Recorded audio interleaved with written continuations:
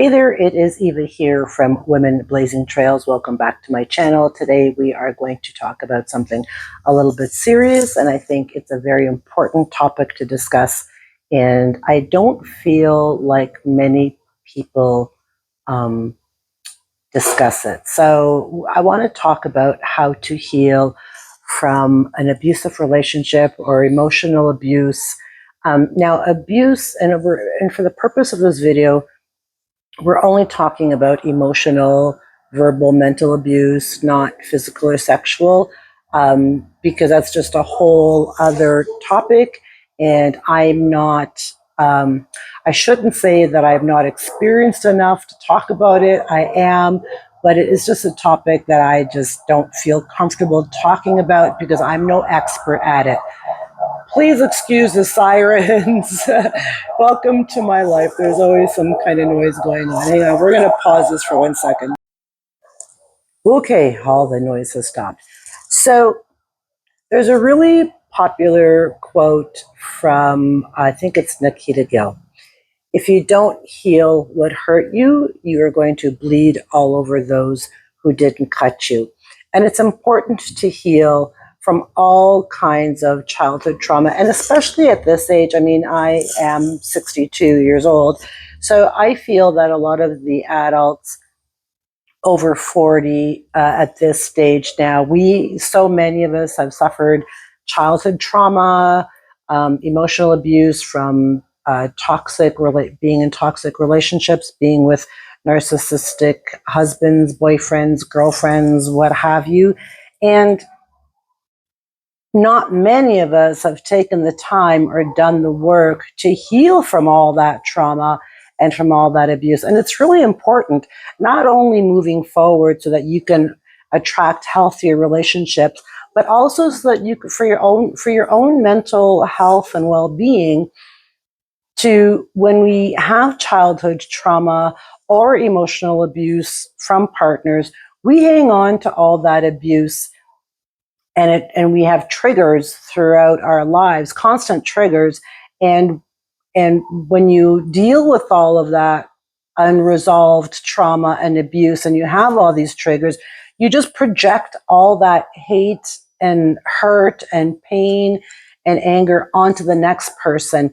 And that's not healthy for you. And it's not very fair to the person that you're projecting all this anger onto. So I feel healing is very important. And I just want to share a few ways that I feel might help you in healing. First of all, it's important to recognize, I'm going to share a really random story with you. And I was literally thinking about this just before I did this video. So when you have, let me get to the story. So when I was younger, I had emotional abuse. I had a narcissistic mother. I had a father who I couldn't wait till he died. I hated my father. He was very physically abusive, as was my mother.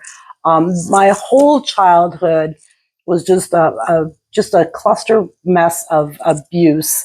And even through with aunts and uncles and family members, they also not verbally, emotionally abused me as well. And I remember this one uncle that I had, and I couldn't stand him. I thought he was ignorant and mean and rude. And every time I saw him, he always just looked so angry. And I remember one thing he said to me, and here it is, 50 years later, and I still remember that one thing that he said to me. He had looked, and I was maybe I was a teenager, 14, 15, I don't know. I was a teenager. I wasn't a great kid back then. I didn't murder anybody, but I wasn't a great kid.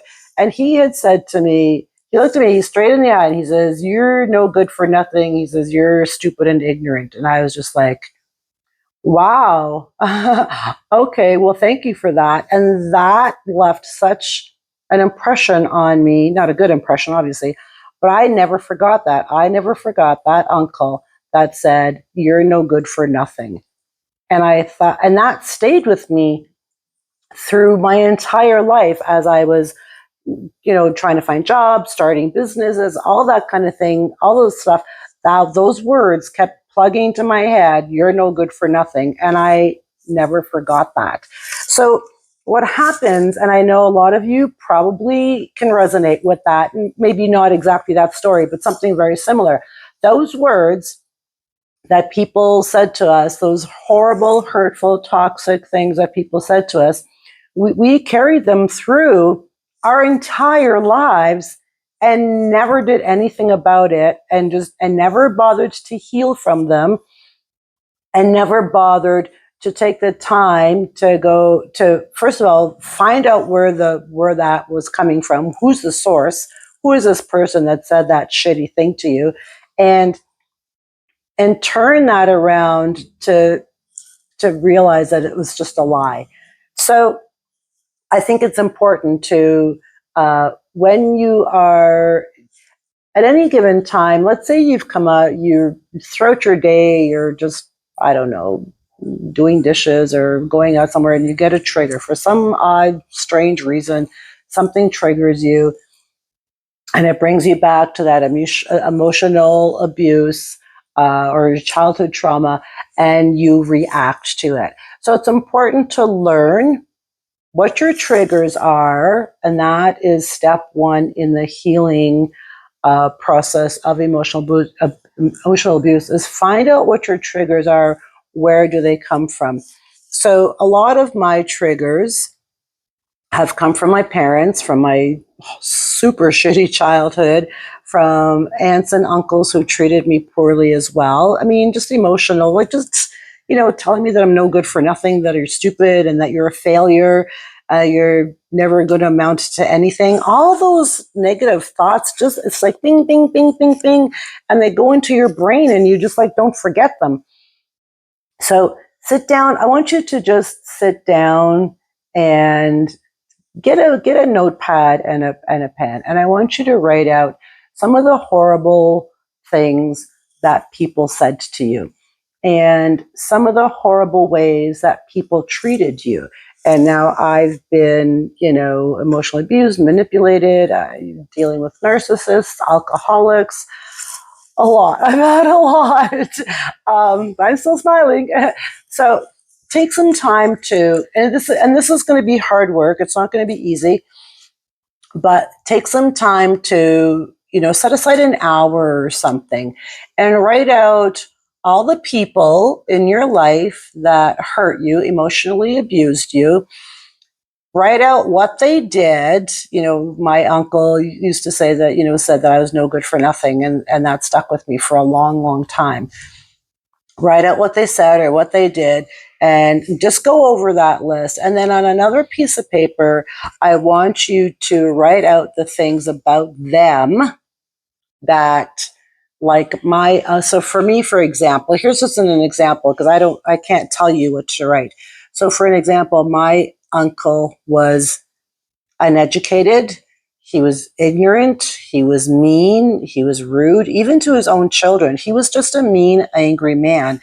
So I wrote that beside his name.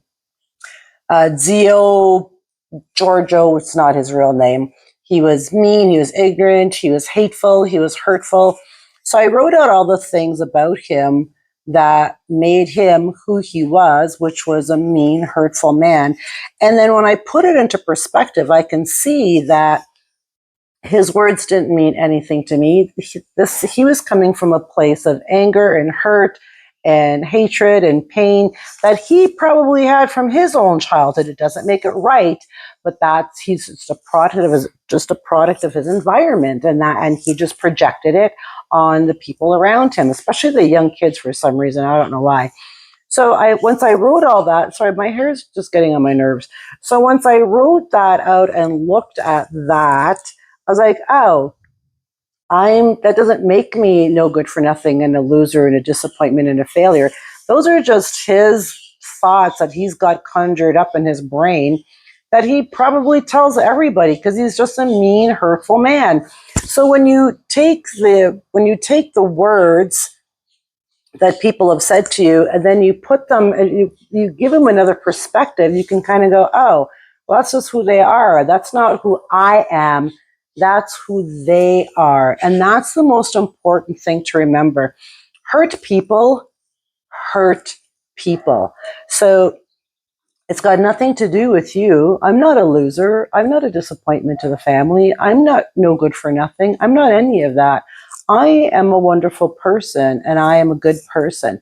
So anything that he said had nothing to do with me and it had everything to do with him. So I want you to write out all those names, write out all the shitty things they did and said to you. And then on the flip side of that, dig deep down inside, dig deep to find out who these people really were. And you're going to be able to pinpoint their pain and see that they all came from a place of pain and anger. So once you do that, it's easy to just go, oh, it's not me. It has nothing to do with me. I'm not the bad person here. I'm not stupid. I'm not dumb. I'm not a loser. I'm not a failure. I'm not any of that. I am an amazing person. So it's going to help you to turn that story around. It's going to take some time. I'm not saying it's going to be easy. It's going to take some time, but I want you to turn that story around and remember that everything that they said to you, all the people that have hurt you, has absolutely nothing to do with you, and everything that they said is not true. And when you flip the script and you go, oh, right, that's not true. I'm not dumb, or that's not true. I'm a smart person, or whatever the case may be, then it's going to be easier for you to handle triggers as they come up. And you can be like, oh, yeah, no, I know who I am and I'm a good person. So I just wanted to share those little tips with you. Healing from emotional abuse does take time. I still heal. I'm not perfect. I still have little triggers, but I know how to handle these triggers now. And I've set boundaries and I've built my self-respect and self-confidence, which also, you know what, the whole inner work thing, let me tell you. So when you're dealing and healing from trauma and abuse and all that stuff, it's a lot of work and it never ends. I mean, just up until, I don't know, last year, I was still dealing with triggers from trauma and abuse and all that stuff. And I had to learn to drop the axe and set boundaries and go, no, nobody has the right to treat me like this anymore. I'm over 60. Nobody can treat me like this anymore. I know who I am and I'm a good person. So it's important to set boundaries. And remember, even at this point in your life, you are still showing people how to treat you. So if people are still treating you with disrespect, it's because you don't have self-respect yet. And I know that's a tough pill to swallow, and I hate to say that, but you're letting people treat you poorly, and you're still letting people emotionally abuse you. And they're doing that because you're allowing that behavior. So set boundaries, start saying no, and start building your self-confidence and your self-worth, and stop letting people treat you like that, because nobody is entitled to treat you like shit ever. So I hope you got something out of this video. Please don't forget to like, share, comment, subscribe. I'm going to drop a bunch of links, really cool links, down below in the description box.